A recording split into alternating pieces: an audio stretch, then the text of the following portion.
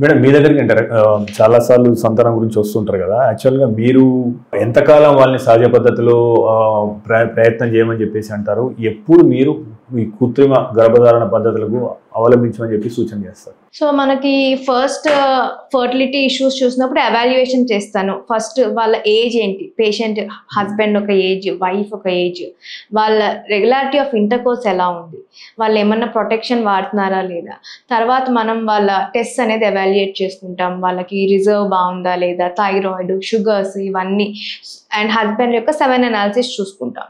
So age బట్టి age less than 30 ఉండి couple యొక్క రిపోర్ట్స్ అన్ని నార్మల్గా ఉంటే వాళ్ళని 8 months to 1 year న్యాచురల్గా ట్రై చేయమంటాం. Depends upon the age. Less than 30 అయితే, లెస్ దెన్ 30 అయిన అప్పుడు వాళ్ళు ఇంకా కన్సీవ్ అవ్వలేదు అనుకోండి, న్యాచురల్గా ట్రై చేసినా కూడా అప్పుడు మనం ఓవులేషన్ ఇండక్షన్ అది స్టార్ట్ చేస్తాం. అంటే వాళ్ళని 2nd or 3rd day పిలిచి ఎగ్స్ మంచిగా పెరగడానికి మందులు ఇస్తాం. తర్వాత వాళ్ళకి నేను ఇందాక చెప్పినట్టు ఫాలిక్యులర్ ట్రాకింగ్ అనేది చేసి ఎగ్ రిలీజ్ అవుతుందా లేదా అనేది చెక్ చేసుకుంటాం.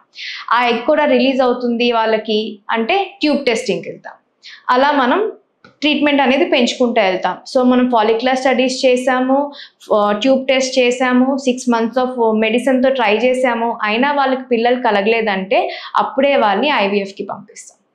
So more than 30 years of ఏజ్లో ఈ సైకిల్ అనేది మనం 6 to 8 months ఇవ్వం, ఓన్లీ 4 to 5 months.